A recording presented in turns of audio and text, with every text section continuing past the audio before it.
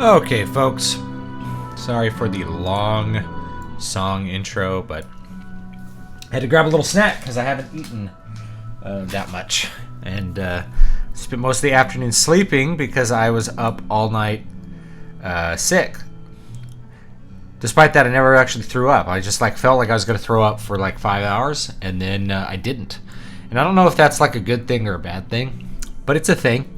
And let me get level 31 in World of Warcraft, which I did instead of working because I don't feel like I can work when I'm really sick, which brings me to this Writestream where we're going to be talking about drafting, and we're talking about phase 2 of drafting.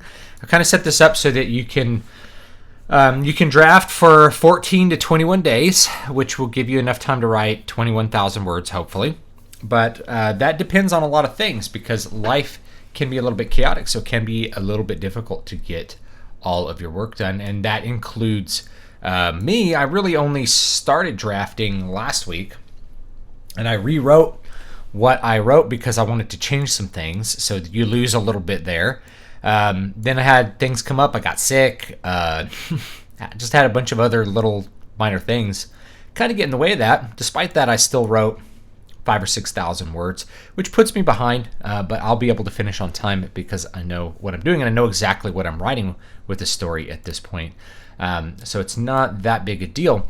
I do see in the chat some people saying, I didn't make any progress. That's okay, guys. Keep in mind, this is a course to show you how you can do it in 6 weeks and what you need to do it in 6 weeks. But if you take longer than that, that's not.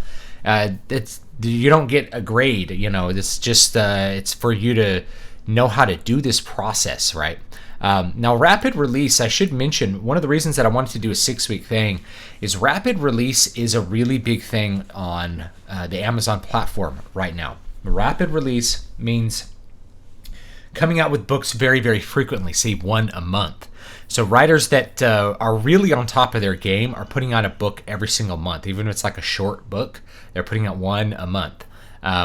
And there's a bunch of positives to that. So your readers, they get used to having content come out every month. They're looking forward to something new in the series or something new from you, at least, coming out every single month. So they don't forget about you. Whereas if you're taking 6 months, 9 months, 20 months to come out with a new book, you email them or they get an email from Amazon, hey, you bought a book by this guy, he came out with a new book. And they're like, who? I don't even remember buying that book. Oh, that guy. Oh, I don't really feel like reading that right now. So it's kind of like a periodical thing.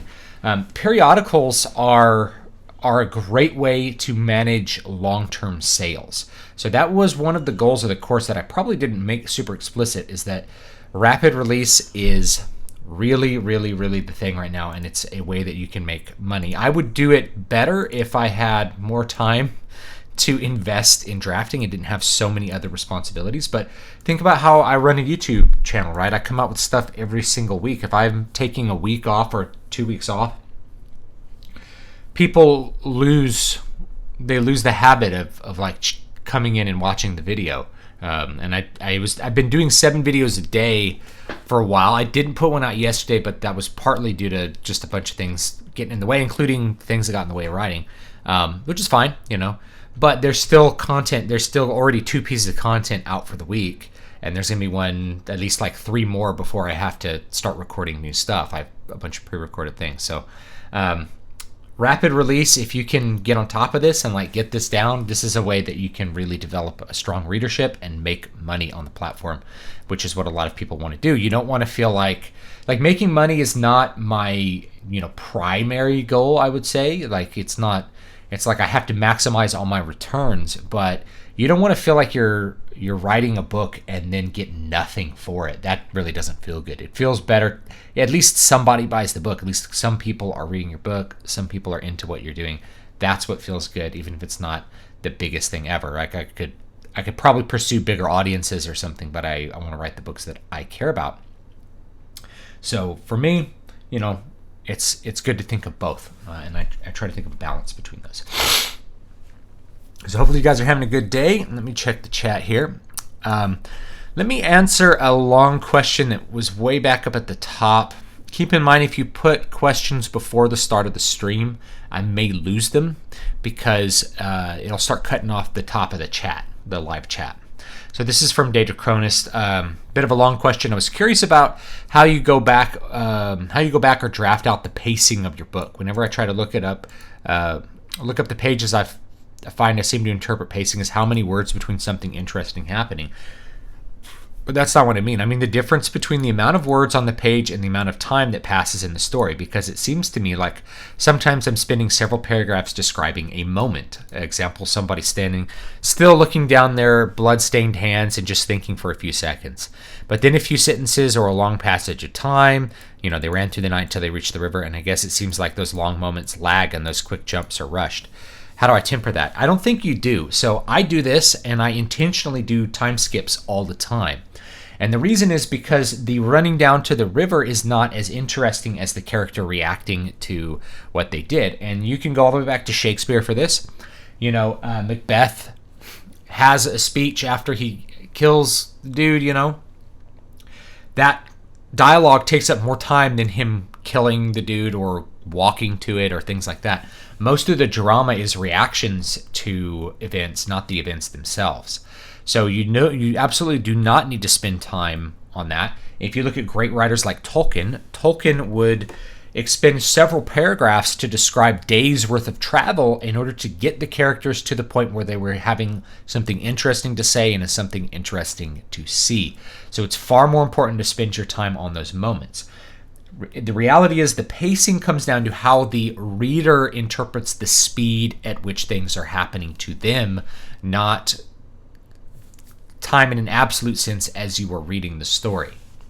So I like to say it's important to have something interesting at least every 1,000 words, every 500 words if you can. There should always be some interesting focus to every single scene.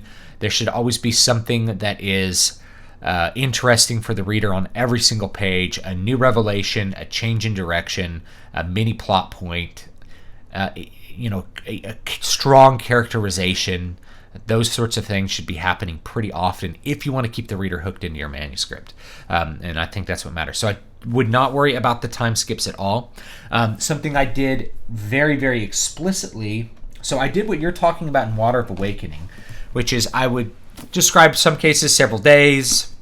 In prose, 2 paragraphs. Let's get to the dialogue where, oh my gosh, there's a dragon that flew overhead. That's way more important than them, than Helga and Paradin like walking through a forest for a day and a half. Like, forests are cool, but they're not that interesting. You don't need to add prose to make the boring part of the journey seem longer. That would be the opposite of what you want to do. You want to give people the interesting parts.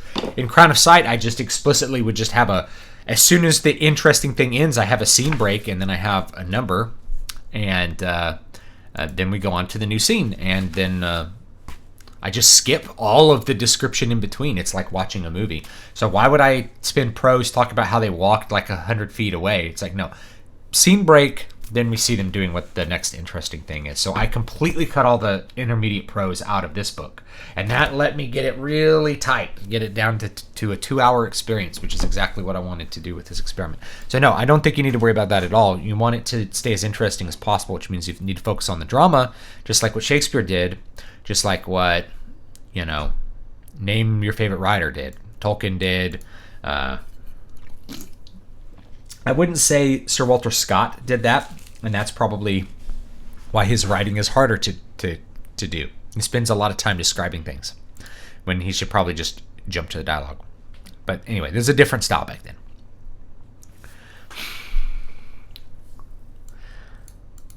So James says, every sentence should do at least 2 things: world building, character development, or plot progression. I say every scene should do that. It's very difficult to do all those 3 things in a sentence, but every scene should attempt to do that. And we'll talk about that with editing. So do you look at a scene, what's the scene accomplishing? Is it furthering the characters? Is it furthering the plot, the story events? Is it describing some important thing about the world which is interesting itself? That's important for fantasy and sci-fi, not so important for like mystery novels. If you're doing like a Florida mystery novel, You don't need that. You don't need world building. But every single scene, if you feel like you're not doing both, can you do both? Can you put that dialogue from that characterization scene into or around a place where a plot event happens in order to keep that pacing tighter and to make you feel like you're having that forward progression? That's what you really want. So it's really hard to do it in a sentence, but totally you can do it in a scene. And I actually got that advice from a screenwriter like years ago. Every scene should be doing that. Let's keep going.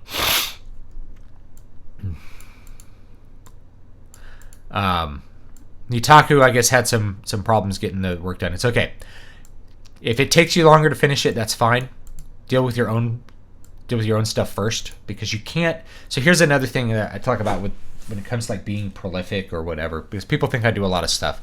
If you were on the stream with John De La Rose, he does way more as far as writing goes. He does way more stuff than I do, and that, part of my excuse is he has a little bit more time to do it than I have. But he's very prolific, and one of the reasons is that he takes care of himself. And one of the reasons I'm prolific is I take care of myself, which means my health takes priority. Like I didn't try to force myself to write when I felt like I was going to barf into the trash can next to me. I just auto-attacked in World of Warcraft, right? So take care of yourself, and that will let you write for a longer time. So if you're doing cocaine to stay up all night and like write books, you're going to die before you can enjoy the fruits of your labor, right? But if you have a healthy lifestyle, maybe it takes longer to put the book out, but you'll put up more books over your lifetime, and you'll be able to enjoy the fruits of your labor to a much greater degree than if you are trying to sacrifice health, or you're trying to ignore health, whether it's mental health or it's physical health. Like you got to exercise, you got to eat right, you got to have your diet be okay. If you have something in your life that needs fixing with your health, it's okay to focus on that and focus less on writing, because the health needs to come first. If you aren't healthy, you're not going to be able to produce the same way as if you are healthy.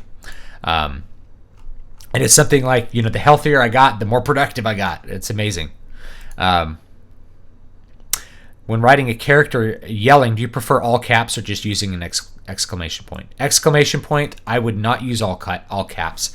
However, some writers, and this can work as a formatting thing, you could use bold, like a bold font. I would never use I wouldn't say never. If it's a single word, maybe I would, but I don't use all caps. I just use an exclamation point. And then if you want extra emphasis, you could do like bold or italic. But I always use italics for thoughts, so I would use bold. That's probably how I would choose to do it. All caps looks a little bit like you just like came off of Twitter or something. I don't know. All caps looks awkward to me if it's more than one word, say. But I've seen all caps in novels before, so use your best judgment. I prefer just an exclamation point. That's why the exclamation point exists. If you're too liberal with your exclamation points, never write exclamation points in prose, guys. This is like a rule of writing. Exclamation points never look good correct in prose, which is why especially when you're writing nonfiction, people put exclamation points to try to like highlight a phrase. It'd be better if you put like a return and just had a line and then just had that. That would emphasize it much better than trying to put exclamation points. I remember reading like Save the Cat, which is this awful screenwriting manual, and there were exclamation points all over it. I'm like, this is terribly written. It's a terribly written writing manual, which seems to be par for the course. The more I look into it, I'm like, writing manuals tend to be poorly written. And maybe that's because fiction writers don't write good nonfiction. I'm not sure. Or it could just be that most people they're trying to convince people they know things that they don't. I don't know. But yeah, don't write exclamation points in the prose. But you can use them in dialogue. If you use them too liberally, then they lose their effect, like anything. And then you have to kind of up the ante and put caps or bold or something like that. Anyway. Hardwick says, weird coincidence. I felt sick on the verge of throwing up a few nights ago. My stomach felt like it was on fire. Yeah, that's what happened. My stomach hurt. I was in physical pain. And my wife, of course, is like going through my diet. Like, what'd you eat? and I looked at it. I'm like, I eat the same thing pretty much every day. And I figured this out back when I was in Vegas, like actually really fit, was that if you have diet consistency is really important, for me at least. And diet variety is the enemy of fitness. If your diet is not squared away, you're never going to lose the weight. You're never going to get shredded. And you're never going to maximize your muscle gains if whatever you're trying to focus on. If your diet is not correct, you're automatically limiting yourself. It's really hard to out-exercise a bad diet, and I've learned that firsthand, where it's like eating donuts all the time. I've been running like several 5Ks a week for years now, right? Or sometimes a 10K if I feel like really motivated to run. So I used to do that, and then I was still overweight, and it's like, I was eating too much food. So running a 5K only burns off a couple hundred calories. That's one donut, dude. So you've got to cut the donuts out, or just the donuts are for Sunday. Otherwise, no donuts. So for me, it's all diet consistency. And I had a bunch of stuff yesterday that was not normally in my diet. So I tried this powdered peanut butter stuff. I put it in a waffle. I have like a waffle as like my carbs every day. And that might've made me sick. I had more carrots than I normally eat. That might have made me sick. I put the carrots in this weird powdered peanut butter that I tried out just to try to up my protein. That might have made me sick. And then I think I had some queso fresco that was not so fresco.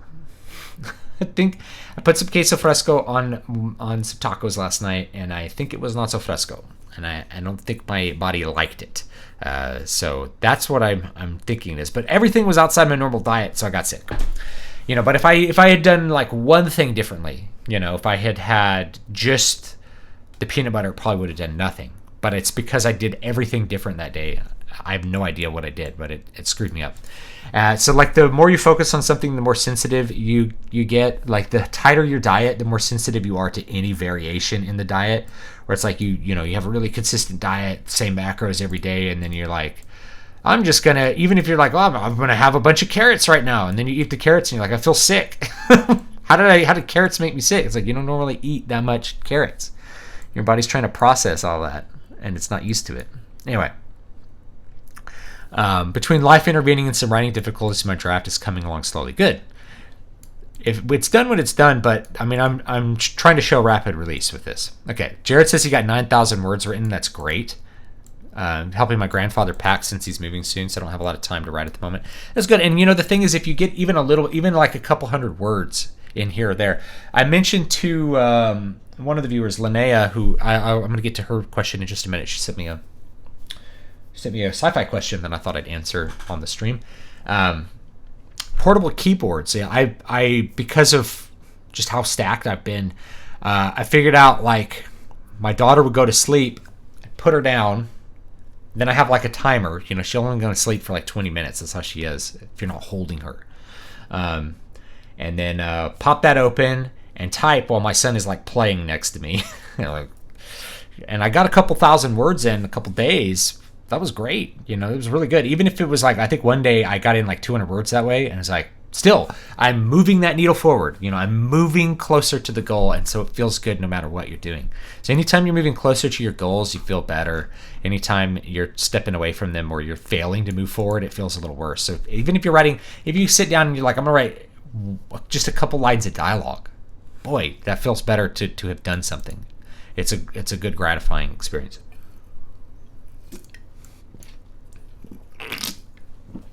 Fantasy fan.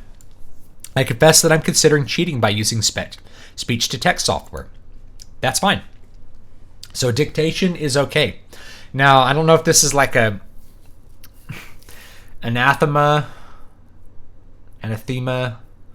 to what writers normally do, which is write or write.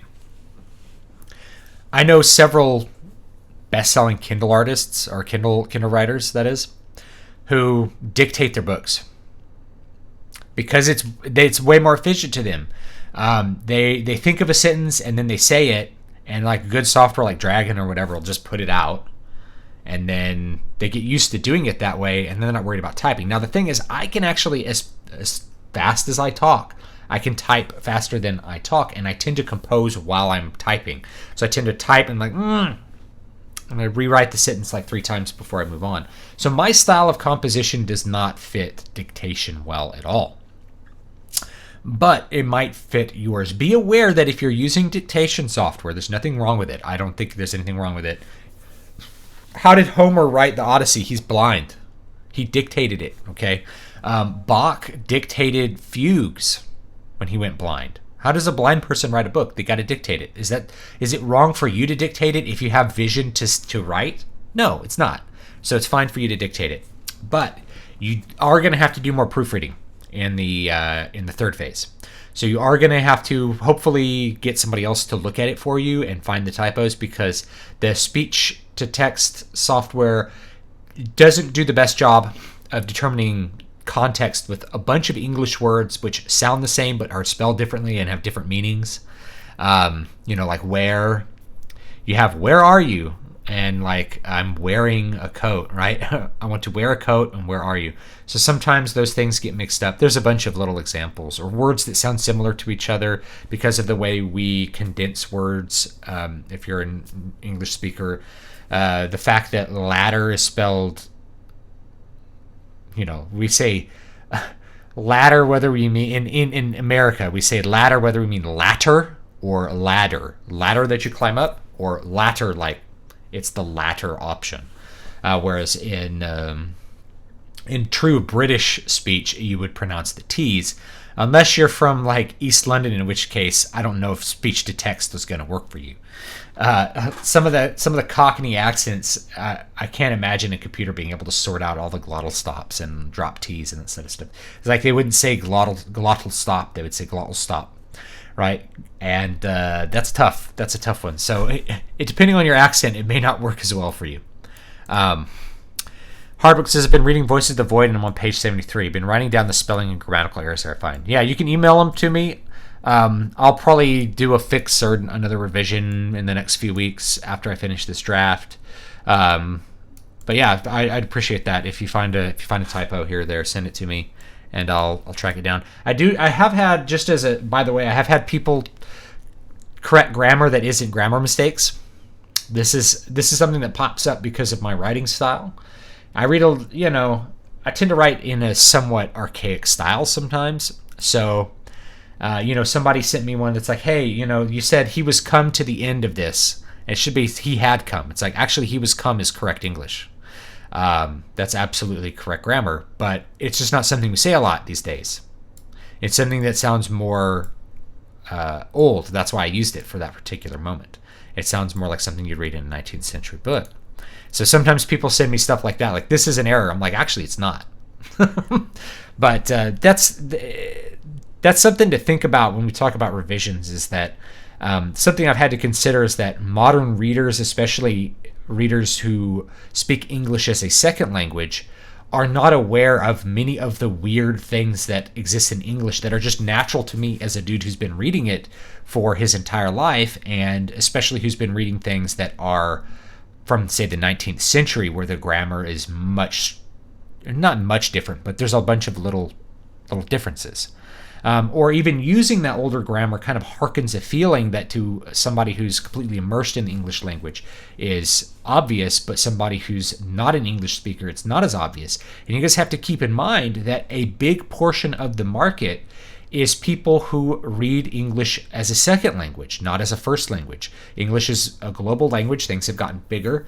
And so it's something that we have to take into account. It's something I've learned over the last couple of years, is you have to think about, if you're marketing really wide and somebody in Finland is reading it, and then they have, that doesn't mean they don't speak English, but they're not going to have the same relationship to idiomatic things in English as you are. So you have to think about how much you're going to lean on those. How long did Tolkien take to explain Gandalf smoking his pipe? He didn't, I don't know if he explained it. I mean, he would just say that, Gandalf was sending blue smoke rings that would land on his hat, Kind of interesting. I've spent longer planning everything that will happen than I think I should have, and I've added a prologue. Is that okay? Prologues are fine. The thing about prologues, if they are very interesting in and of themselves, they are fine. If prologues are trying to explain the world, and it's really hard to execute that well. So if the prologue is trying to do a bunch of world building explanation, you should probably avoid it. But if it's interesting itself, or if it's like if it sets up a little bit of a wonder, like, what is this? Like the prologue to I don't know, like Twilight, it's an in media res thing. It's like, here's this event that's going to happen. Now you have to read the book to figure out where it is. We're going to go back in time. You could do something like that, or let's say the prologue to... There's several prologues, actually, I think, to Way of Kings by Brandon Sanderson. They're interesting, and you want to figure out the meaning behind them. They're interesting themselves, but you want to keep reading to figure out what exactly is going on. So I would say if it's world building, I would drop it. Thanks for the answer, David. I'm not sure why I worry about it. It might be that my habit from playing D&D turn-based paragraphs that need to overlap the same duration of time. Yeah, don't worry about it with this. It's all about how the reader experiences their own relationship to events. Have you heard of the Lester Dent pulp paper master fiction plot? Nope, I haven't. I'm having trouble with varying my prose sentences and falling into passive voice. Is this something I should worry about, or wait till the editing phase to fix it? Passive voice is not a bad thing. So this is a general debate. Passive voice in fiction is not a bad thing. And if you're writing a journalistic article for, a newspaper, passive voice is bad. The reason is passive voice removes the actor from the action. And so it's a way that journalists use to manipulate people's thoughts, is they avoid saying who did what and just say that an event happened. There was, you could say Bill was shot. Well, who shot Bill? Right? Who shot Bill? Isn't that important? Now, a good journalist, if this was a journalist's story, say like, Michael allegedly shot Bill. Allegedly, right? So it's like, we don't know for sure because the court hasn't really determined all the facts, but he allegedly shot Bill. Now you have a really clear sentence that describes what the event that happened. But you'll see this in newspapers all the time. The passive voice is constantly used in order to obfuscate the facts, in order to make people less aware of what actually happened. The point is to make people construct a narrative in their mind which is different from what actually happened. I've gone over this in several pieces of content on Twitter. I've done it on the channel. I've done it on my blog. I could do some more video content specifically on it.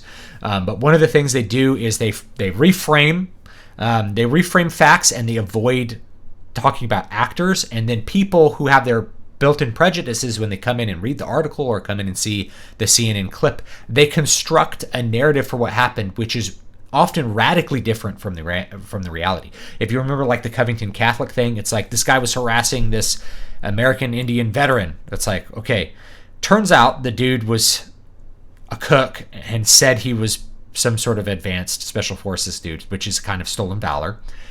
He was also harassing them, and their response was to smile at him.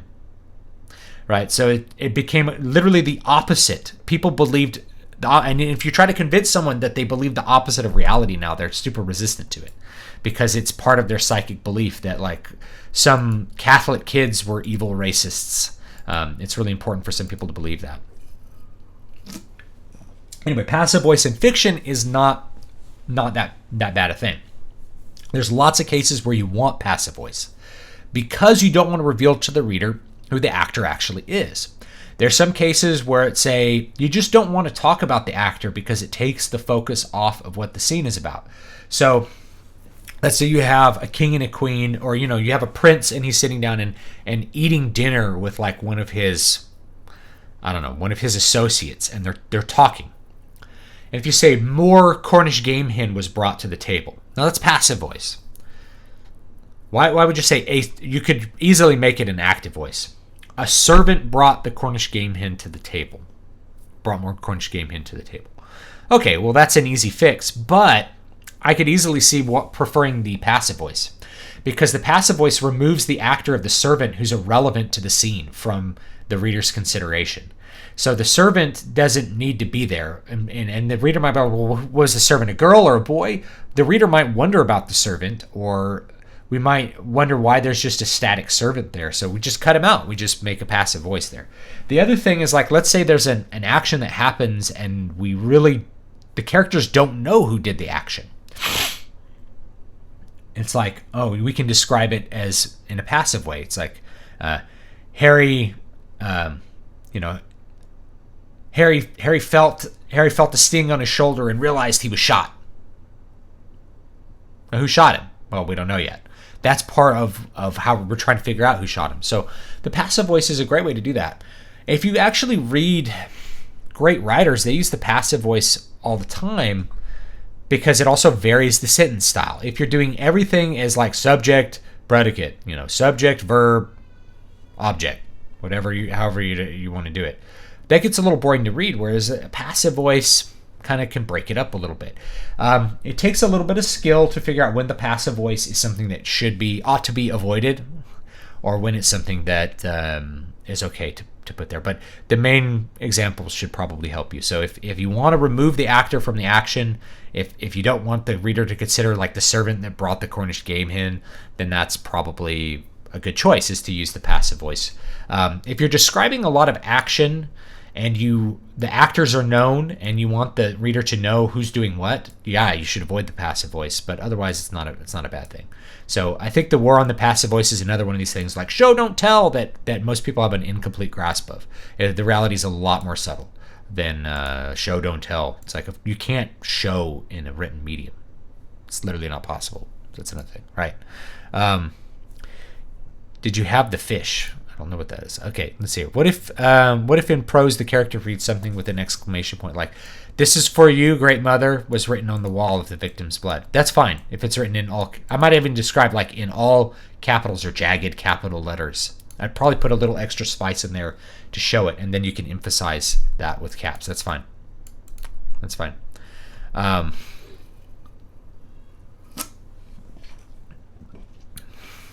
In addition to Lovecraft, Voices of the Void reminds me somewhat of the Tom Cruise movie Edge of Tomorrow.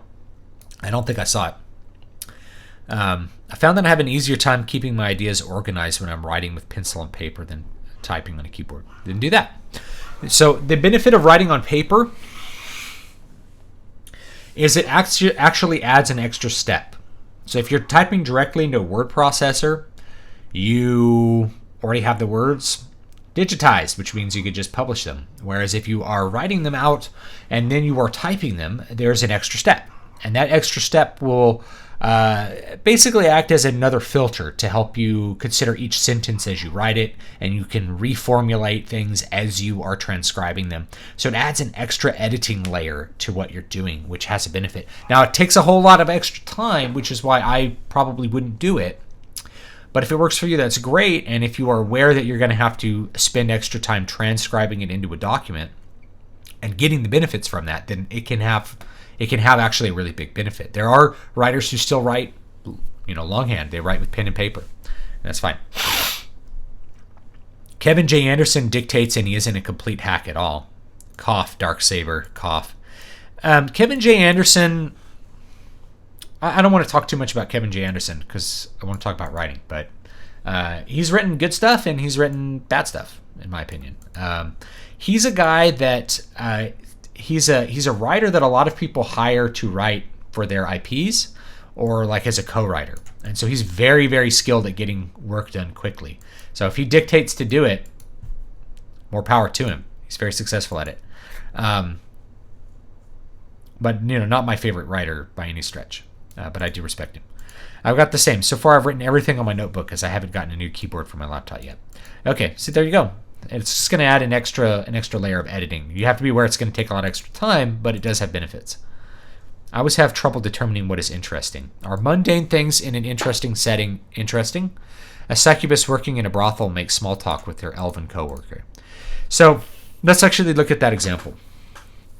So we have a succubus, a demon who thrives on the lust of men, talking to an elf who's a coworker at a brothel. So I guess she gets some sustenance from her work at the brothel. What are they going to talk about? They're going to talk about coffee? Are they going to talk about... What are they going to talk about? So if they're talking about mundane things that the reader finds mundane, that's probably not going to be interesting.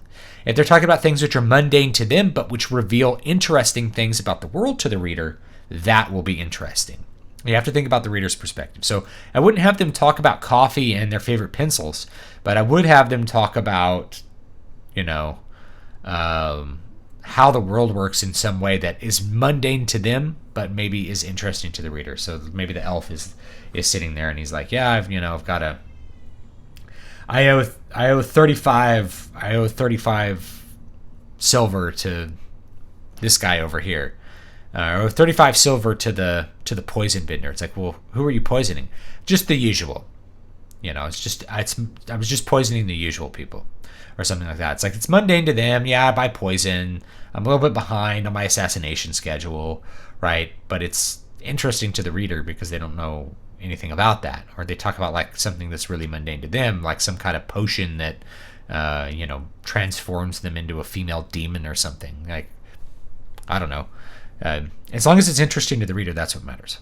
Dylan Girl says, thanks. I'm using more in order to place all the characters where they need to be before going into Act 1, and mainly because those events will be referenced throughout the story. There you go. So I did a prologue, and this book will come out. It might come out this year. I don't know when it's going to come out. But I published some early work of it for free on my blog, and then I stepped away from the project because it was so weird. But I started a book with a mythology. I started it with a myth, and the myth is its own complete little story about the murder of these. You have these primeval gods and goddesses, and they murder the god of sight, and it plunges the world into utter darkness as a result, because each of them governs part of our sensory understanding of the world. And so it was a very interesting way to begin a book. And it has, of course, big reverberative effects. Even though it's its own story, it explains how the world works before you jump into the story and you get some more detailed understanding. It's the big background for all of the events of the story. So I did that, but it's its own little story. It has a beginning, a middle, and an end, and a moral lesson, and all kinds of stuff like that. So I do prologues, but I try to keep them. And for the next Eternal Dream book, I do use a prologue. The prologue is very important in that case, but it's try to be interesting in and of itself.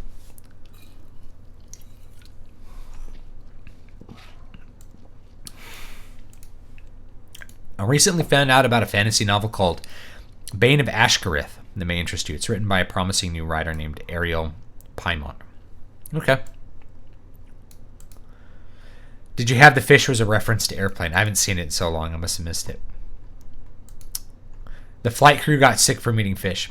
Can a high fantasy story be crucifixion, or is explicit Christianity something that has to take place in low fantasy science fiction setting? I'd say the Christianity needs to be pretty explicit. I mean, it could be something. It could be non-explicit, like in C.S. Lewis. But the crucifixion thing, the emphasis is on the spiritual struggle, not on, not on your make-believe religion or something like that. So, I don't know. There's lots of ways I think that you could fit into it. It's a new thing.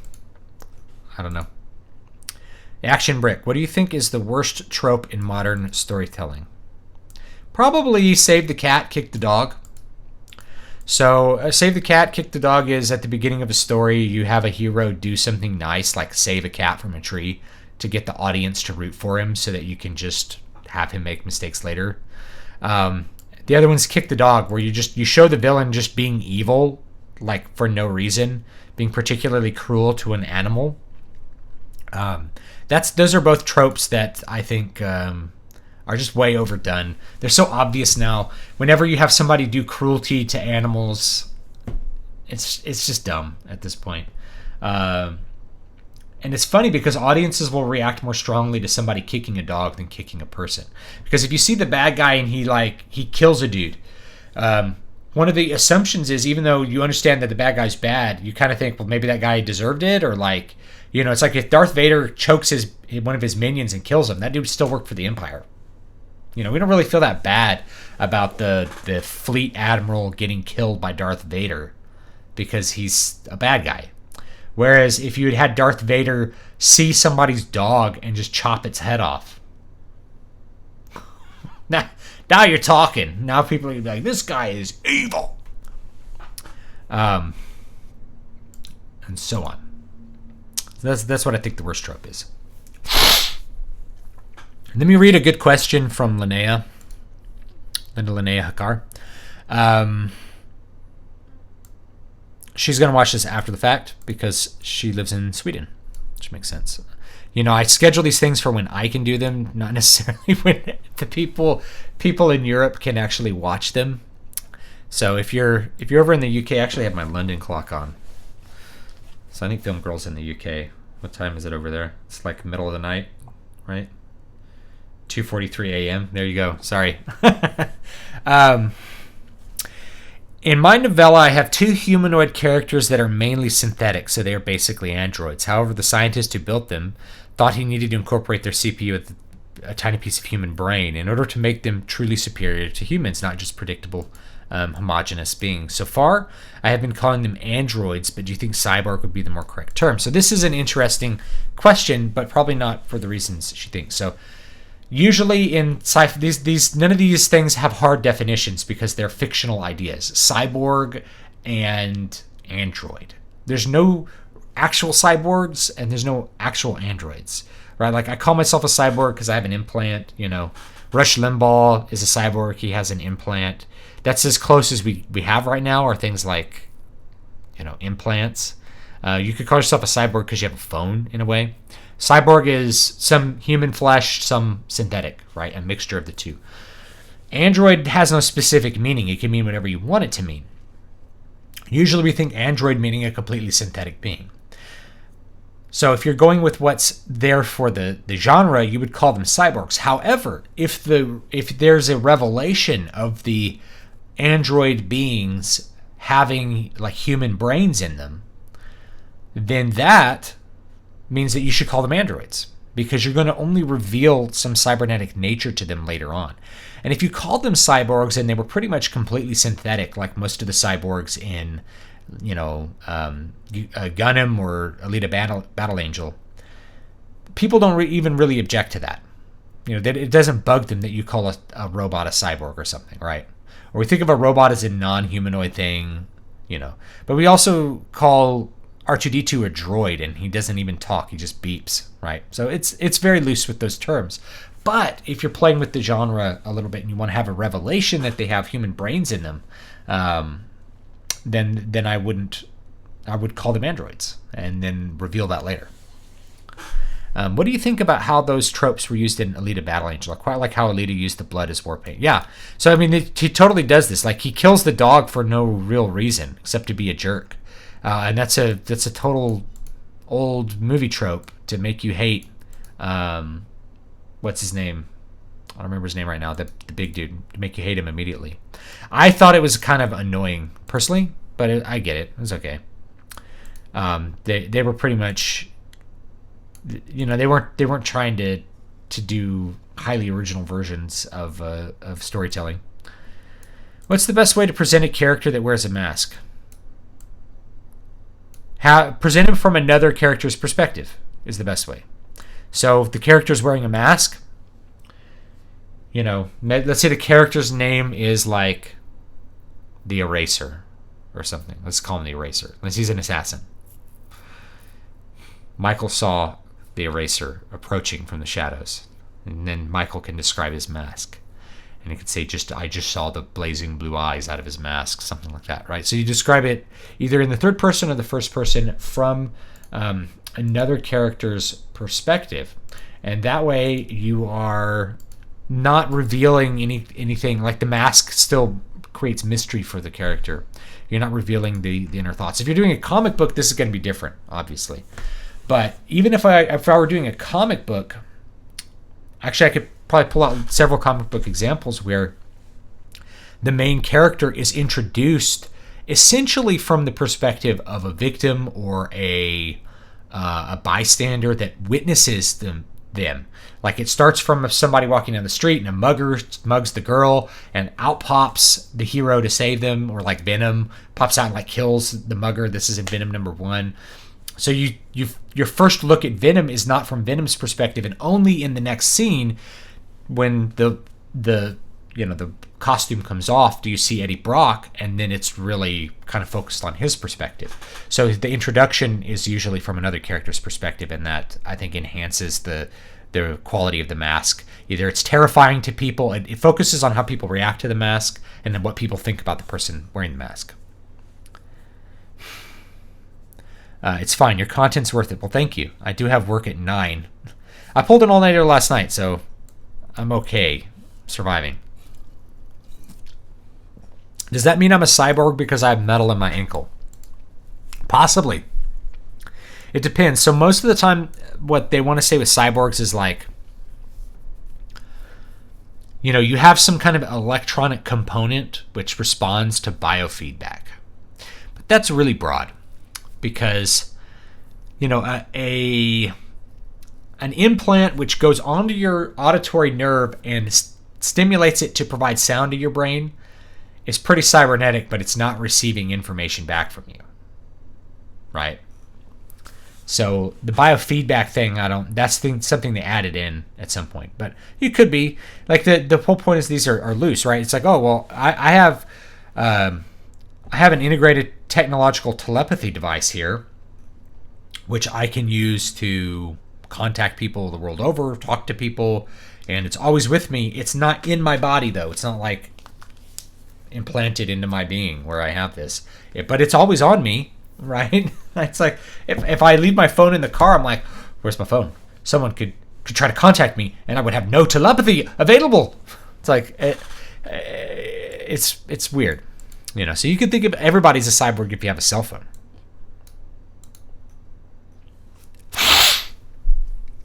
You mentioned in your video about TV how anime story arcs are different and how can American TV implement when anime is done besides a good ending.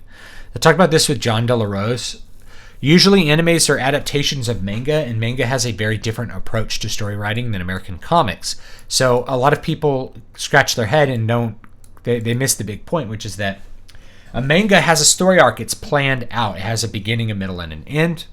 And then there's maybe lots of little subchapters in there. So when you adapt it to an anime, you're adapting a complete story with a beginning, middle, and end, which makes everything flow together and end correctly. Most of the time when American TV is making a series, they're just trying something out. They're like, are people going to watch this? And people watch it, and they will continue the series as long as people are watching it and they can afford to pay the talent until things start to get screwy, like the viewership starts to decline, the talent starts to want more money, you have to start firing writers and hiring cheaper writers. There's a whole process. There's a big reason that things decline with American TV series because they aren't planned out from the beginning. They don't have a set end. And then you kind of sputter across the finish line because you didn't really plan out what you were going to do in advance. So that's why anime usually ends up being better. Not universally, but usually. So if you're comparing a series like Death Note, which only has like 30-something episodes versus a long, drawn-out American TV series that ends terribly, and it's like, well, why didn't they, obviously Death Note it would have been difficult to make 300 episodes of Death Note. Because that's not what was written. So they adapted what was there. And it's okay to have things end. There's also, I think, a little more courage to put out new stories and not as much fear to try out stories. And you also have mangas are very popular. So if the manga is very popular, you know that you could probably invest in an anime and people will enjoy watching it. Hardwick says, Matt Stone of South Park said critics enjoyed Chappelle's special but had to write negative reviews to keep their jobs. That he thinks of all critics' reviews as hostage notes. That's an interesting take. I said this before. Same thing with game reviews, right? Let's say I'm a games journalist. And this has been going on for a while. Even when Total Biscuit was alive, he was a big reviewer. Companies stopped giving him review copies because he was honest with the reviews. So he'd say, this sucks or this is broken. I don't recommend this. All that kind of stuff. And so because of that, the companies are like, well, he's going to give us a bad review. If you give us bad reviews, no more advanced access to you. Which means that you are not putting your review out before the game comes out or when it comes out for consumers to see it, which automatically puts you down in the toilet and flushes you away where nobody's going to see your content. So if you are making game reviews, you have to do only positive reviews if you want to continue to get advanced copies and put your reviews out in a timely fashion. And this is true whether it is a a magazine or you're just an independent guy. If you want to be on top of the market and actually have your reviews out in time, you can't give negative reviews. Like I remember Dragon Age 2 had like a 92 or something in PC Gamer, and I bought it. I played all the way through it, and I was like, this game was like a 65 at best. How did they give it a 92? And the reason is they have to give everything from EA a 92 or higher.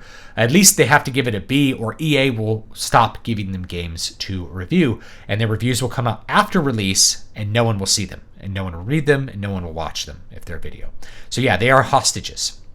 I know that's a little off topic for today, but there you go. Which is why you should trust someone like me, and you should not emphasize having to buy a game on release date or see a movie on the release date versus waiting for someone to review it if you're trying to be careful with your money. You need to let that go. But game companies are very bad about that. They have all kinds of, they take the game and they chop up a bunch of pieces of it and say, if you want this much of the game, you got to pre-order it. Pre-order DLC. I hate it. I hate DLC, and I hate pre-order DLC, and I hate pre-orders, and I hate the way that big game publishers basically hold reviewers hostage unless you are willing to not have anyone view your review. There's a reason people get so upset about, it's a Metacritic score 3 out of 10, and then the critics are like 92 out of 100. It's because there's a complete divorce. The consumers know that the critics are completely bought out and paid for, and they can't trust any of them because of the way that it's set up. But what's the solution? The solution has to come from the consumers, not from the reviewers. So I'm a little congested. Let's see here. You write descriptions pretty bare bones, and it works. When I write, I describe people and setting in only 1 or 2 sentences. Is this too bare bones for a novel? No. It all depends, Sammy. If you want to describe in detail those details which matter and which are interesting, but you can skip the rest. So if you look at the beginning to Elric of Melniboné, which has a great beginning, by Michael Moorcock. Melniboné. There we go. Hard to say bees when you can't breathe out of your nose. It describes Elric sitting upon his ruby throne and his physical appearance. White is his hair. The prose is good, but we also are not describing everything on the walls. We're not saying there's tapestries that look like this. We're skipping that. We're only focusing on the details that matter. This ruby throne, this albino on the throne, these slaves that can only sing one note because their larynx has been modified. This sort of stuff is what matters. It's what's very interesting to people and then people will just kind of put in all the other details as they imagine it. So it's fine. I do pretty bare bones. I wouldn't say I do super bare bones compared to some people. Some people are completely dry, but I try to only give in the details that matter.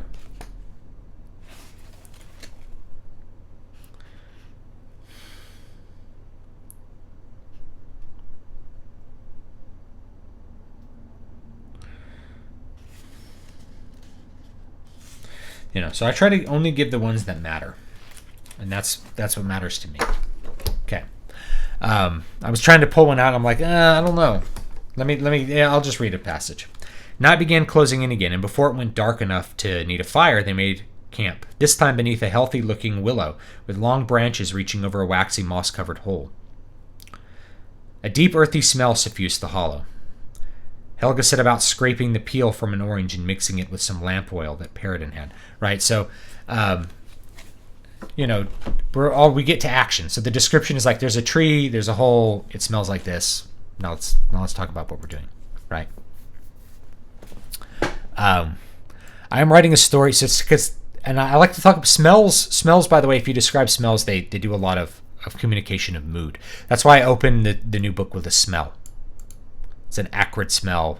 It's sweet, but then there's an acridity to it. There's a rottenness that only the spirit can detect. I'm writing a story where the main character starts to lose touch with reality and can't tell what is a dream and what is real. How would you approach this? So I did this in Voices of the Void, and you are going to be dealing with an unreliable narrator kind of thing, or trope, whatever you want to call it, right? So an unreliable narrator just means that we can't trust that the experiences that the person are having are real. So I would just describe them as if they always are real, and then try to find ways to reveal that some of them aren't. And so then there's a huge amount of uncertainty as to what's happening as soon as you do that one time. There's no set way to approach it, but that's how I did it. So, I'd have the character look at the clock and be confused as to how much time has passed. Little hint that maybe something's not right with his cognition, something's not right with his memory, his short-term memories. He's like, it's already been 2 hours? How's that possible? I've only been in here 5 minutes. You get the idea that the person's slightly crazy, and because of their multiple personalities, because of their I don't know what to call it. Maybe some level of, I don't know what they call it with the multiple personalities, like dissociative identity disorder. Because he maybe has that, he's losing track of what he's doing. Like his cognition is too fractured. Any plans to read the Witcher books? Maybe eventually here. People keep wanting me to read them. I'd be interested in your opinions. Yeah, I'll probably check them out. People like them. There's also this meme going around that Geralt of Rivia is a ripoff of Elric, which seems like nonsense to me. It's like they both have white hair, and their similarities end. What's the good rule of thumb regarding when to and when not to use the word that? As in, he realized that he was lost. So if you're looking at a grammar checker, they will tell you to put the word that in all the time. It's not necessary. I put it in from time to time to break it up. I put in that for variety. So if I have a bunch of sentences that are something like that, he realized he was lost. She went, she knew what to do. She knew he would kill her. She knew he would throw her in the ditch. If I have 2 sentences in a row, she knew that he would kill her. She knew he would throw her in a ditch. So there's just variety between the clauses. That's it. You don't have to have that. That is someone will say that that's proper grammar, but you don't really need it. He realized that he was lost. That's the connection, is that. But we get it. He realized he was lost. If you need to make it clear where the separation is, that is very good to include. If you don't need it, you can include it or not include it. There you go. Someone says that's a cute Madonna and child. It's good. That's very blessed. It's a good image. I really want to write a cyberpunk story because I like the idea of brain hacking. He's got to hack his own brain. Remember that from, is that Johnny Mnemonic? I like the idea of it. So if somebody has some level of AI or some level of artificiality involved in their brain, the idea that you can then alter their runtime is a very compelling idea to me. They kind of explored it in Ghost in the Shell, where you have this guy who has been programmed to think that this picture he's looking at is a family. He's a single guy. He's been going to these phone stations and phoning in code. It's really weird. But his brain's been altered. Film Girl says, "You're welcome. Your content is so good and really helpful. It's really helping me more than if I went back to college or university and did another course." Thank you. Well, so this is I'll just make a little point here. I've made this point before. What do you think you're going to learn more? How do you think you're going to learn more? And I would present this to anyone who's a high schooler thinking about college. What do you think you're going to learn more from? Are you going to learn more? Let's say you're like, I really want to be a writer, man. I really want to write books. Okay. Are you going to learn more from writing 10 books or from going to college for 4 years? Now, if you say going to college for 4 years, then do that. But most people, if I said that, are you going to learn more if you actually write 10 books? They'd be like, oh, dude, writing 10 books. I'd love to write 10 books. I'd be so good at it by then. You will. The amount of time it would take to get those 10 books out, you'd basically have the craft down by the 7th book for sure. Even if you're a really rote beginner. It took me 3 or 4 books to get it to where I could actually write a good book. But If you're younger, it may take slightly longer, but that's not a big deal. If you go to university, you're going to spend all your time in classes that have nothing to do with what you're trying to do, which is write books. Your classes analyzing some past piece of literature. Well, you can get that information online. You could always read Charles Dickens. Reading Charles Dickens is not going to make you write a bestseller in the genre that you love to read. Maybe you like vampire romance and that's what you want to write. Why are you going to spend all your time like reading Dickens or something like that? That's not going to help you. You could read a Dickens novel or tune into an analysis to see what he does well and kind of incorporate that. There's nothing wrong with that. It's not going to hurt you. But if you're looking at utility, what's going to be better to spend your time? You're going to do better trying to write a book, trying to actually do it. Analyzing the things which you want to emulate rather than the things which you care nothing about. So I would say, like, if you're 18, it'd be better if you got a job and then just wrote, like, a part-time job, and then rather than, or even, people go into $100,000 worth of debt to go to college, but you can't just take out $100,000 to learn how to write for 4 years by writing books. That's really stupid. You can only take out the debt to do something which will inhibit your growth. Awful. It's awful. So yeah, I'd probably say get a part-time job, go get a job at the grocery store, develop some job skills, make some money, and then write some books. And young men in particular, I think it's really good to just focus on getting a profession, getting some money. That's going to make everything easier in life, because it takes a long time to build up a writing career. But if you spent 4 years building that writing career up by writing books and putting stuff out, you'd probably be in a really good situation. Do you think it's a bad thing if a story feels like it has two climaxes? Not necessarily. So if it has one climax and then you do something even bigger, that's fine. If you feel like it has a climax and then there's a lower climax after that, not as good. As long as you can like up the stakes for the second climax, you're doing a great job. That's going to surprise the reader, and they're going to like that. Matt Stone wasn't talking about the critics being afraid of losing access. He was talking about the fear of losing a job due to cancel culture. Well, it's the same thing. If you lose access, you lose your job. It's the same thing, Hardwick. So like, if I can't put out content that people watch, what do? I can't make money. I lost my job. I lost my job by losing access. But you could also lose your job from a Twitter outrage mob. It's the same thing. You're right. So maybe he's talking about that, but I was just thinking about access too, because that'll kill your career as well. If you can't review it, if you're going to lose your job, you'd lose your job if the company said, now we can't get advanced access to movies because you wrote a bad review, you're fired. Lose your job that way too. This might sound stupid, but should I try and avoid describing a character's skin color?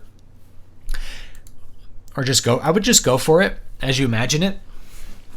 Nothing bad. I wouldn't worry about offending anybody ever. But in general, nobody should be offended that a character has a specific race, because people have a race. Like, we have physical traits. There's nothing bad or good about them. And 99.9% of readers will not interpret anything bad or good based on a character's race. That's just part of their identity. So I just wouldn't worry about it. But you can avoid it. You can just not talk about it. If it doesn't matter, you can not talk about it. There's plenty of books that just never mention the race of the characters at all. So, I think Hemingway used to just not really describe characters at all. Like they had a hat on. That'd be everything you got. You didn't know if they were dark skinned, light skinned, Italian. It's an American with a hat. Could be black. There's black Americans. Right? There are people on YouTube I'd rather hear reviews from when it comes to some movies, TV shows, or games. I'm on the fence about seeing David Stewart. Yeah. I find those good reviewers. I like Vamion. Give good information for you. What's the best way to make a sympathetic antagonist? Have him have a sob story. Have him have some important reason for why he is the way he is. So if he has a tragic backstory, we sympathize with him a little bit. Like Killmonger in Black Panther. He had this sad backstory where his dad was killed, and he had to erase himself. Maybe it's something like that. That's the best way to go about it. Doesn't mean that they're completely sympathetic, because we don't like them for what they do and who they are, but we get it. Like, we kind of have a little bit more sympathy for them. We want to see them redeemed. That's the difference between a sympathetic villain and an unsympathetic one. An unsympathetic villain, we want them to die. A sympathetic villain, we want them to be redeemed. Did any classic writers, especially the 19th century, skip the that's to the degree that you do? I don't know. I haven't taken a big catalog of it. Watch Unforgiven. Gene Hackman is a superbly relatable antagonist. I think he is. There's also antagonists who are what I call an anti-villain. They're a hero on the wrong side of the protagonist. So if you're watching like Tommy Lee Jones's character in The Fugitive, very sympathetic, honorable character, virtuous. He's a hero, but he's on the wrong side. So that's why I call him an anti-villain. He is the antagonist, but he's not the evil dude. It's the guy with one arm that's the real evil guy, and that's who we're trying to find. But he is opposed to the protagonist, at least initially, right? And then they kind of switch sides. Is it a good idea to write under a pseudonym until you're good at it, and then switch to your real one, or does that risk losing any fan base that you have built up? Great question. I don't have a great answer. Here's something that is true, though. If you don't want a book in the back catalog, you can unpublish it if you are doing this independent. That's always an option. Like, if I didn't want one of my books out, I could unpublish it. I can unpublish all my books, and then no one would have them. Become collector's items, right? So you can always do that. Now, the thing about pseudonyms, there's good and bad to pseudonyms. Let me see if I can get all the angles for pseudonyms. This is a very good question that really maybe we should address in the publication phase when you think about it. Pseudonyms are more important for how you relate to the market than they are for trying to protect your growth as a writer. Trust me, if you put out a book that's not very good, you can always unpublish it and you lose that fan base. But maybe you develop a fan base and then you improve what you're doing, and your fan base is like, wow, he's grown, he's gotten even better. There's no big downside to keeping the same name for a long period of time, except someone might say, well, he really sucked when he started out, but now he's good. But you could say that about bands. It's like the first Ed Guy album sucks. I think it's called Kingdom of Madness. It's not a good album, and they admit it. They're like, we didn't know what we were doing, and it's bad. It wasn't as good as our demo. But our second album, we really figured it out. And then you're like, oh yeah, by that third or fourth Ed Guy album, they were a really good band. So it's okay. It's okay for your first thing it's not going to be as good as what follows, and that's okay. You can do it or not do it. It just depends on on your goals. If you're trying to build up a big readership, then you should just do it all under the same name. The pseudonym you want to consider really has more to do with what market you're in. So if you're writing adult erotica, you want to use a pseudonym for several reasons. Partly to protect your real identity and avoid any kind of community hate towards you, but also because female readers, which is what dominates erotica and dominates romance novels, they tend to have a prejudice against male writers. And it's not that I think women are bad, or that you could think that it's like some sort of sexist statement. It's just the reality. The market trusts a female name. So if I was going to write any kind of erotica, any kind of romance novel, I would write it under a female pseudonym. Even now, even though I'd be, my readership knows me as David Stewart. So shouldn't I publish under my name? No.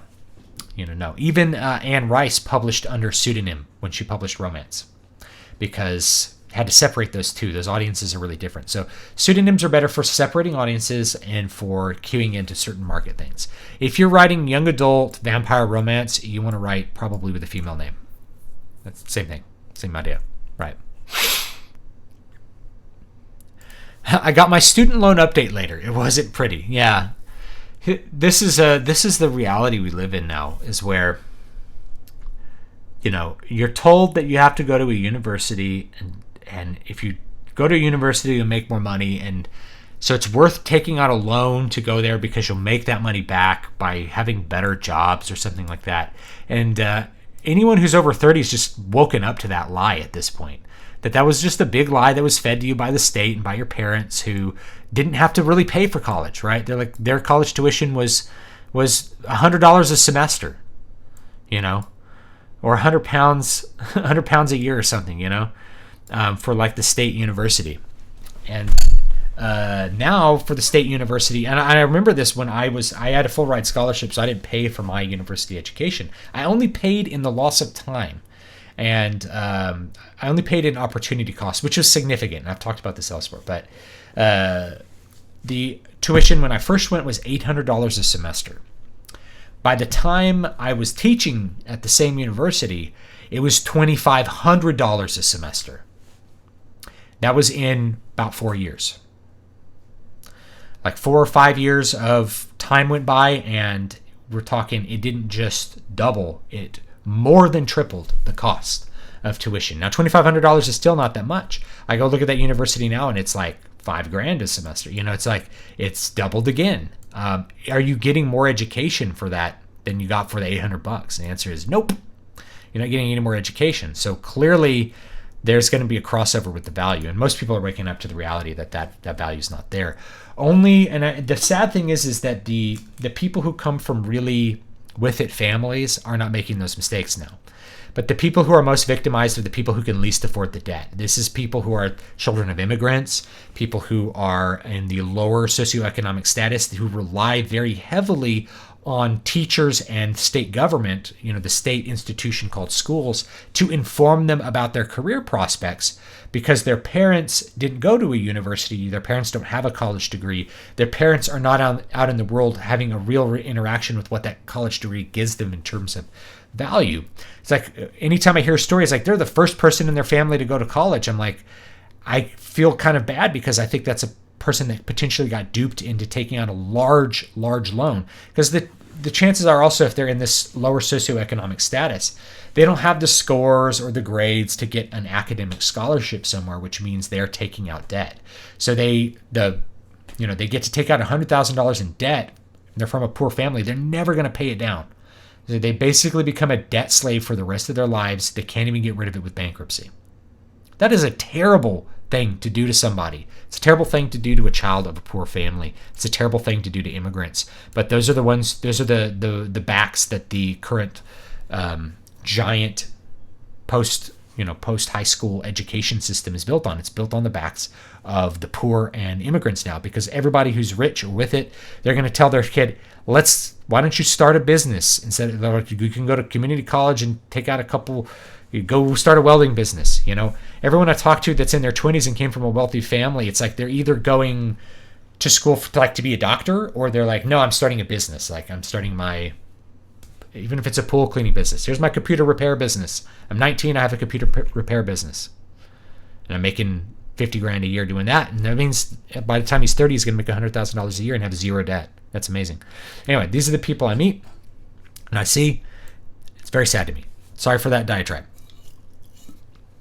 Are you familiar with On Writing by Stephen King? Yes. I think it's a good book to read. It's got lots of good tidbits of information, although it doesn't contain like the specific directions that I tend to give on my videos and in these live streams as far as how to actually execute things. It's a really good book to read, and so I do recommend it because it has a lot of general good ideas. A lot of good, like, little platitudes that are actually good to read. I don't know not platitude. That's the wrong word. You know, sayings. I don't know. The word is hopping off of my mind. I can't think of it right now. I was talking about my writing with my girlfriend. She asked me why I don't go to school for writing. I'm 20. I'm not wasting 4 years and $40,000 on a degree that will never land me a job. There you go. She said, I'd rather go to school and be a chemical engineer and make $150,000 first year out of high school or first year out of school. That's what you should say. Or you could, it's like, what look at is it a necessary condition? No. Is it a sufficient condition? No. Does it improve your chances? No. It just doesn't really have an effect on the outcomes, so you probably shouldn't do it. The biggest change that you'll get is just the practice. So the people who think they got better from their writing degree, they might have gotten better, but it was probably because they had lots of practice. And they probably would have gotten just as good if they'd spent the same amount of time, if they've just written those stories without a professor involved. or a class or all the tuition. And they might have gotten even better because they, instead of spending time in lectures, they would have spent time completely focused on honing their craft. It probably would have gotten more done, gotten more published, gotten out there more, developed readers. Probably be in a much better position if they put all of their effort into just doing the writing. It's the same thing with music. Don't get a music degree. Drop into a music theory class at the community college. Just take the first 4 semesters of music theory, and that will have all of the information you need to know for how, in fact, just the first 2 will probably have most of the information you need to know. And otherwise focus on composing and practicing your instrument and getting out and gigging. You'll do a lot better. And I take that keep in mind that somebody who taught music at the university level. I wouldn't send my kids there for that. General Hummel in The Rock was sort of an anti-villain. His motives were good, and he even planned to avoid harming anyone. Yeah, that's right. And then his subordinates were less scrupulous, and they took over from him. And like, we're going to launch this missile. Javert is an anti-villain in Les Miserables. Yeah. He's the antagonist of the story, but he's not a bad guy. Yeah, not a bad guy. Zaimimaru says, I also fell for the college meme. I'm lucky to not have any debt, but I got nothing going for me other than working at a pizza place. Hey, man, why don't you open your own pizza place? Once you know the business, open your own. Now, I say this, and like, I'm just going to communicate a little story here. You know, my last public school job was at a school that was 90% Hispanic. Actually, more than 90%, I think, and like 95% Hispanic, which basically means they were all children of immigrants. They were all either they were from Mexico or they were born here, but their parents were from Mexico. And every single one of them would get this when I talked to them. Or I'm like, what do you want to do? And they're like, I want to own a farm. Or, you know, I'm like, what? They worked at a fast food place. I'm like, well, where do you plan on going now? Well, I'm gonna be a manager, and I want to learn the business, and then I'm gonna open my own. Every single one of them was like completely forward focused on like, how can I take this and make it something bigger and make it something that's going to be like a business for me. Not every single one of them, but there was so much focus on like, they didn't see working at McDonald's as a bad thing. They're like, that's a job. I can learn how to run a McDonald's, and maybe I can open a McDonald's, or I can open my own restaurant. I had several students who their parents owned restaurants, and they were like, I'm learning the business. I'm going to own my own restaurant, or I'm going to work in my parents' restaurant, take it over when they retire. You know, there was this business focus from these immigrant kids that was just kind of missing from the more Americanized. Either they were more Americanized, like they were 3rd, 4th generation, or they were white, or, you know, whatever. They just didn't have this focus on like, well, I'm going to own the farm. They were like, well, how can I get a good job? It's like, why are you, you know, it's a mindset difference that was completely different. So the dudes who were working at pizza places were like, yeah, I'm going to learn the pizza business, and then, or I'm going to be manager, and then once I really know what I'm doing, maybe I'll open my own franchise. Or I'll buy this franchise from the owner, and then I'll do it, you know. I'm going to open a gas station. You know, there's this meme of Indians owning gas stations. Why do Indians own gas stations? Well, it's a really good business. It's a business that they can learn by working at, and then they can open their own. So they do that. So they work at their uncle's, and then they're like, okay, now I know how to do this. I'm going to open my own gas station. And then they do it. And it's great. And so I think we need more. That's actually, to me, more indicative of the old way that Americans thought. And we've had it kind of pulled out of our minds by the university and public education system. It's like weird that immigrants have a more business attitude than Americans, but there you go. Americans are looking to be like employee debt slaves, and the immigrants are looking to make money and have independence, financial independence. That's why they're here. A lot of them, anyway. Do you think that writing violent horror stories can have a negative effect on one's reputation, such as regarding potential employers? That's a great question. I've written some violent horror stories, so I hope not. My opinion is probably low. It's probably low risk. If you're writing like gore porn, maybe you want to write it under a pseudonym. If you're really worried about future employment and you're writing things that are controversial, yeah, pseudonym is probably going to be a good idea. Excuse me. So, for example, if the next book I write was going to be like a crime, mafia, or detective book, would it be easier to use a male pen name than my own? So J.K. Rowling did this with her, or Rowling.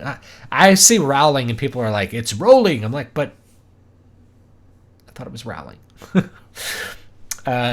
So she did that with one of her mystery books. Partly it was just to disguise who she was. She wanted to write without the baggage of J.K. Rowling, of Joan Rowling. But you notice she published under J.K. rather than Joan, her real first name. Joan Rowling says female. J.K. Rowling, people could assume it's male because the fantasy space tends to be dominated by male writers.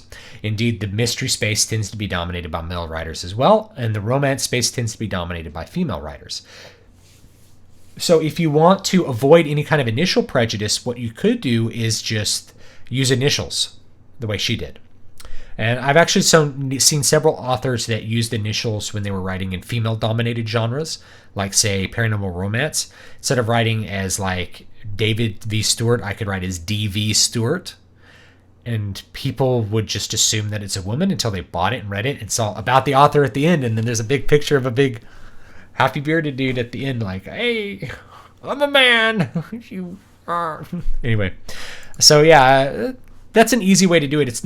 You're not really working. You're working as like a semi-pen name. You're using initials, but it still kind of gets rid of the prejudice, because I think there is some prejudice, and I don't want to.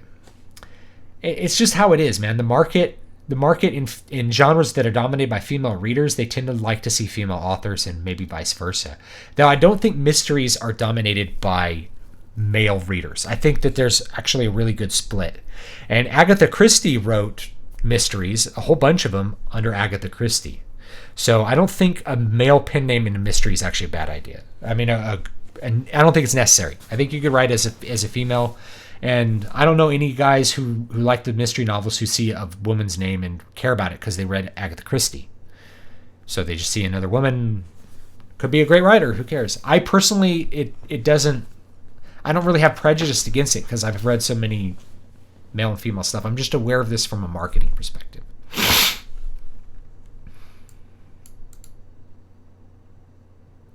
Luckily, I didn't have to pay mine back until earning over £21,000 a year. By the time I'm 50, it should get written off.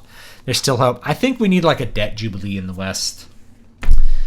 Eventually we're gonna end up there because everybody's so saddled with debt. There's nothing to do. And it's like, but the bankers will get hosed. Yeah, poor bankers. My solution to the debt crisis is this, and I've gone over it before: make college debt. Make it be able to be forgiven in bankruptcy. So if you have to declare bankruptcy, your college debt goes away. This is great because, first of all, the predatory lenders get hosed and nobody should care about them. Giving a loan to an 18-year-old who can't make a decision, particularly like here in the U.S., 18-year-old immigrants whose parents don't understand what's going on because they're not from the culture and who are relying on public school teachers who don't know what's going on to tell them the truth. So the lenders get hosed. I don't care about them, right?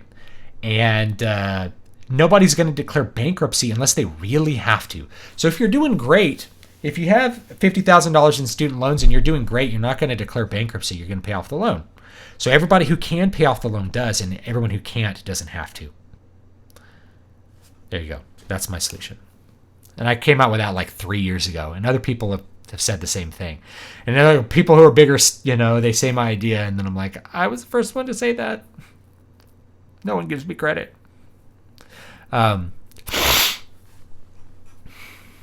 The Lori Loughlin types. Yeah, Hardwick says, on the flip side of what you're referring to, some of the wealthy advising their children to skip college, they're the Lori Loughlin types.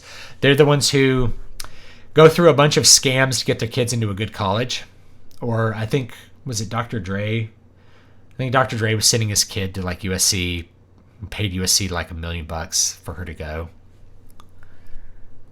I don't know what to say about that other than Lori Loughlin it's probably not a businesswoman. I'm thinking like most rich people in the real world are rich because they are good at running a business on their own.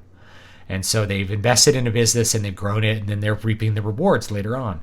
And so they communicate those values to their kids, And I've known several people that inherited family businesses, and they've done great with them. It's a great thing. So there you go. And they're rich because, They invest in their business and grow their business and maintain it, and it stays profitable, and they make money. You should just have a giant close picture of your face in the About the Author section, and that'd be it. Just like, about the author. That'd be just an eye. There you go. Is there any difference in writing dialogue in a book versus a comic? Absolutely. Great question, Northrock99. So if you are writing something in a book versus a comic, because of the medium, you need to be more efficient in a comic versus a book.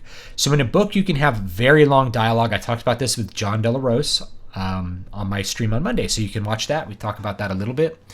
In modern comics, you have some of these writers who want to write novels, and there's like they'll have a 9-panel page where it's just bunches of dialogue. That's awful. It looks awful to look at. It doesn't look compelling. It doesn't fit the medium. You got to be real efficient with your dialogue. The guy to really look at is probably Stan Lee. He was very efficient with his dialogue. There's plenty of other writers as well, but Stan Lee was the master at it. He could tell a story in 15 pages.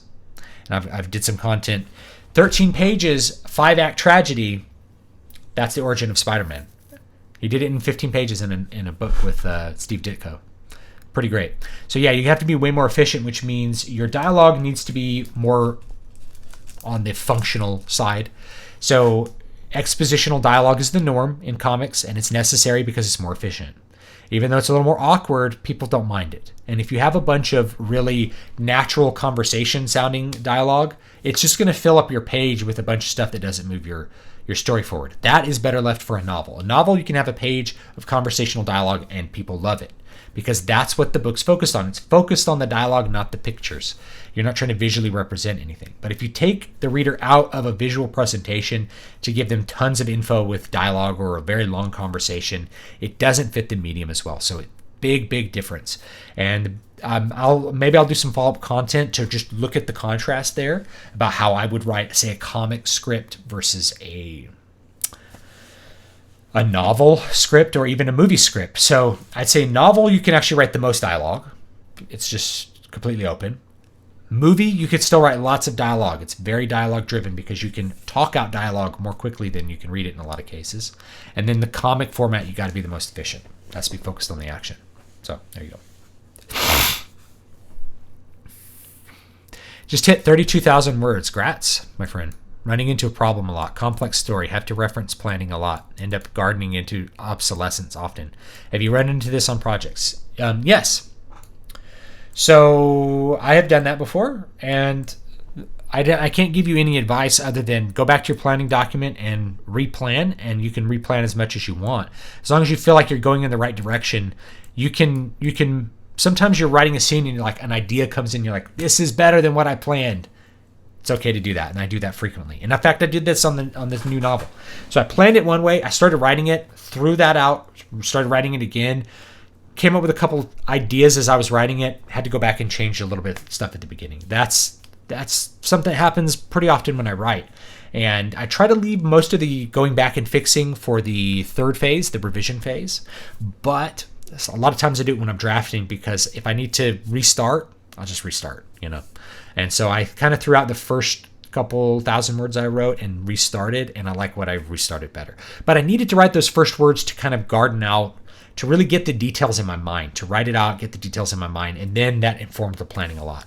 So a lot of times I actually start a book with just one scene, and then the planning kind of comes out of that one scene, because I've really been able to develop what I want in that one scene. And I do a lot of extra planning after I write the beginning. So that's something there. You can always go back and forth and find what works for you. So that's a common thing. Just kind of go with the flow and try to plow through and get your draft finished. Are you familiar with the H.P. Lovecraft Historical Society? I'm actually not. Maybe I should be. Any advice on how to deal with race in ancient fantasy? I would have elves, but it would make sense to have black, white, Asian in a setting that's far removed from my understanding of race. So keep in mind, historically, races didn't mix. So if you had black-skinned people or dark-skinned people, there's no black-skinned people. Dark brown, right? So if you have dark-skinned people, they probably wouldn't live in immediate proximity with people who are, say, Asian, unless they're like they're like a foreign enclave that lives by them, like Jews living in Venice or something, right? So, or gypsies living in Paris, or, there's very little race mixing that happens historically. So chances are, if you're doing an adventure novel and you go to this place, the people are dark skinned. Yeah, I have that in my novels too. My novels have elves and orcs, and it has people with light skin, people with dark hair, people with dark skin, people who are more, or who have Asian features. I don't know what to call it, like East Asian or South Asian features. We say Asian, but like India's in Asia, and Indians look very different from Chinese people, right? It's just a funny thing. In fact, I had a student of mine who was like, "Yeah, I'm qualified as Asian." It's like I'm from India, or my parents are from India. It's like I'm Indian. It's like people say I'm Asian. It's like, but you look Indian. It's like India is in Asia. It's in the continent of Asia. It's a different race, though, right? So. Yeah, you could totally have it, but keep in mind that they're usually not in the same geographical location. People who live in hotter climates where there's more sun, they're going to have darker skin. That's natural. The elves would have darker skin too, right? So dark elves would live in a sunnier environment probably, right? If you're going with the standard adaptations, people being adapted to their environment. You could do like D&D elves where like the drow with black skin live underground for some reason, rather than having white skin living underground. But, maybe there's a disconnect there. It doesn't really matter. You could totally do it. Nothing wrong with it. Now, how I would describe them, I wouldn't, let me get to a technical point here. I wouldn't, if I'm writing fantasy, or ancient fantasy, let's say, I wouldn't have a character come into somebody who has Asian features and say, he encountered an Asian. I'd be like, he encountered, the character had, light tan skin and almond eyes with dark eyes in an almond shape, and long straight black hair and a straight black beard that he had tied in a knot with the bead or something, right? And so a reader will get that and they'll picture somebody who's, maybe Chinese or something like that. They're going to picture somebody who's from the Orient, what we would call the Orient typically. And that's it. But you didn't say, he's Oriental or some description that doesn't fit your environment. You want to just describe the features, and then people will be able to do it. I encountered this guy. He had dark skin and curly and short curly hair. Well, we're talking about an African, right? But people will just pick up on that. They'll just imagine an African. Like, he had dark skin and dark eyes and dark hair, and it was curly. It was probably African, right? If you said African and there's no Africa, that doesn't make any sense, right? Or Asian and there's no Asia. So you just describe the traits and people do it. And there's nothing wrong with that.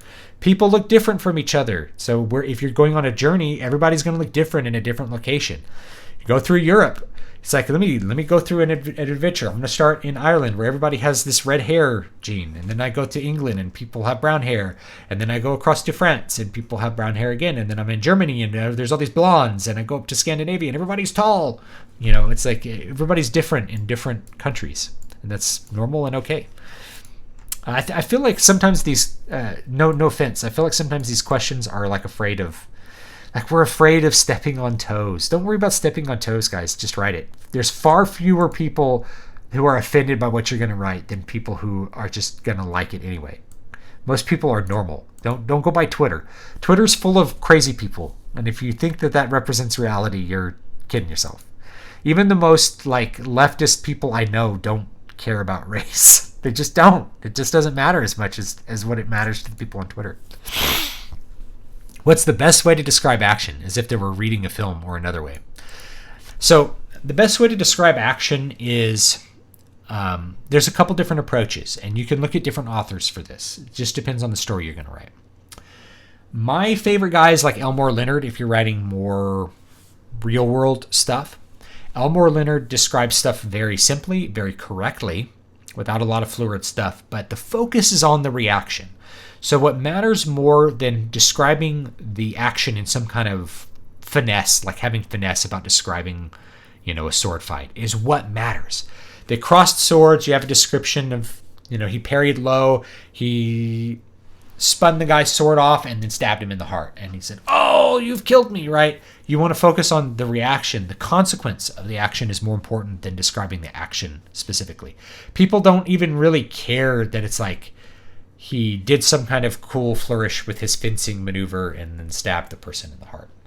I have that stuff in my books, but it's like, let's get past that and get to the consequence of this duel, because that's where the drama is. The drama is not in the action, but in the consequence of the action.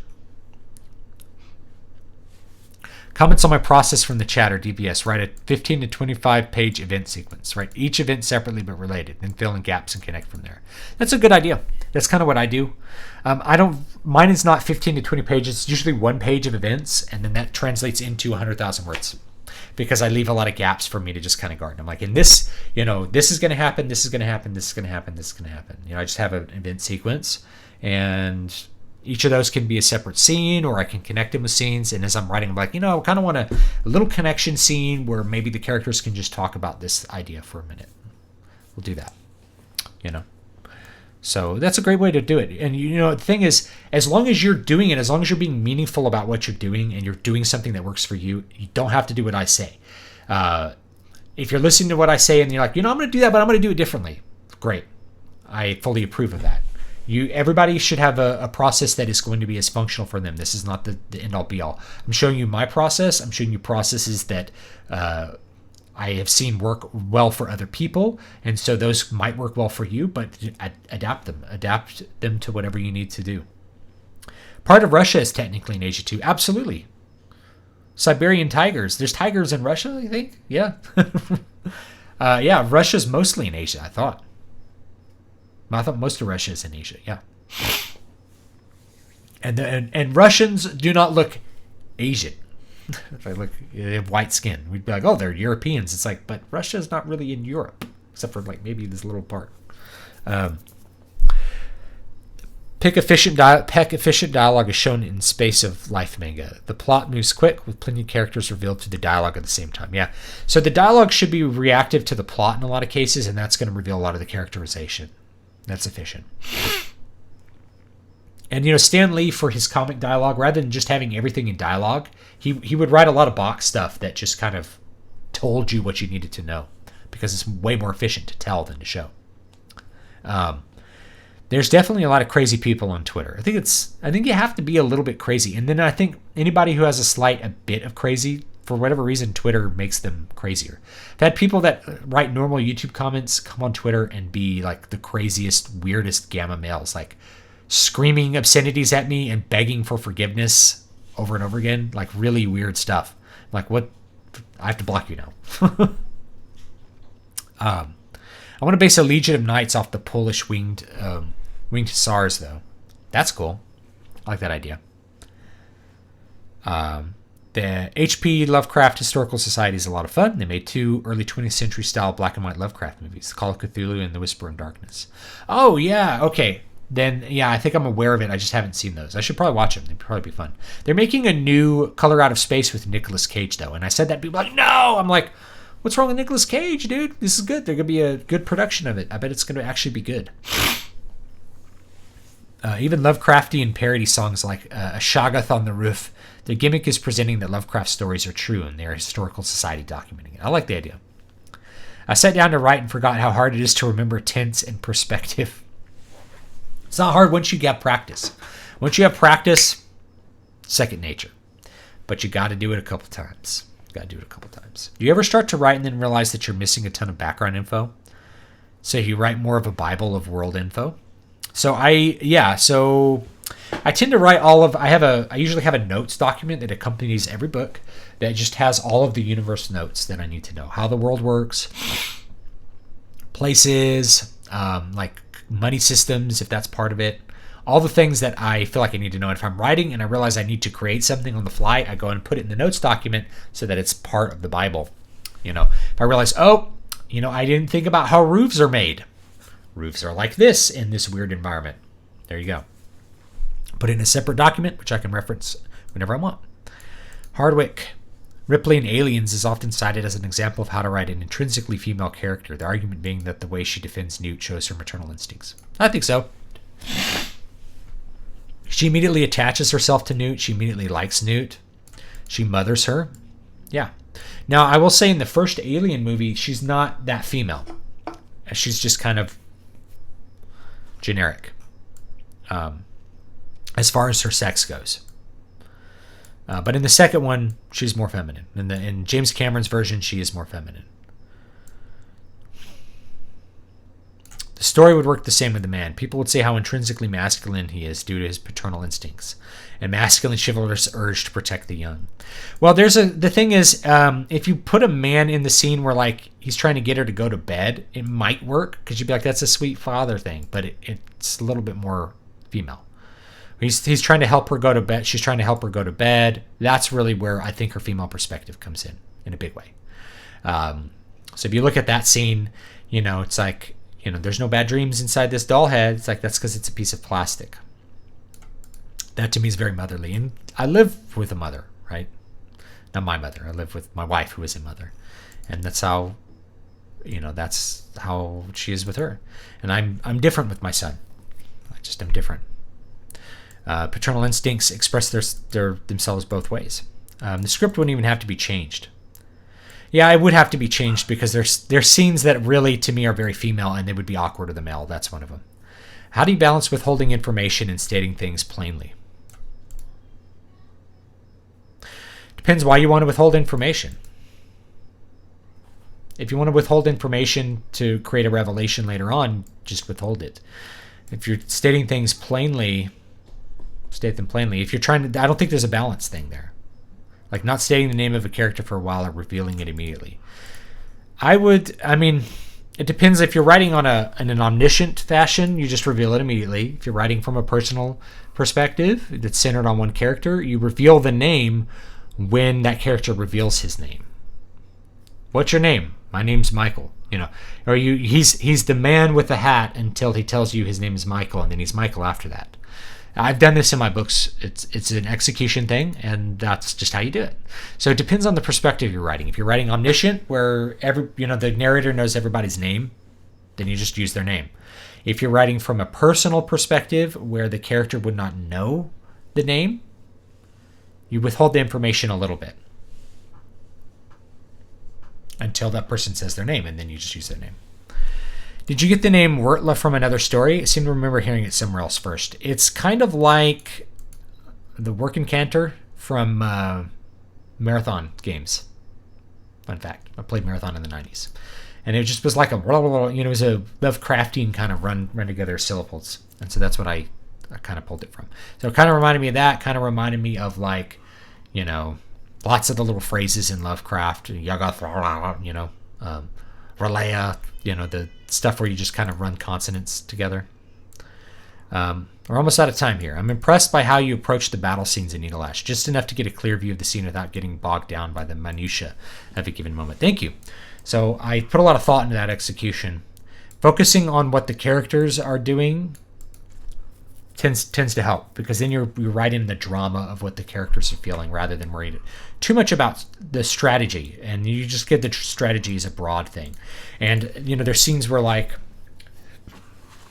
Michael Michael's up on a hill observing the battle as a commander, and he sees this unit's moving here and this unit's moving here.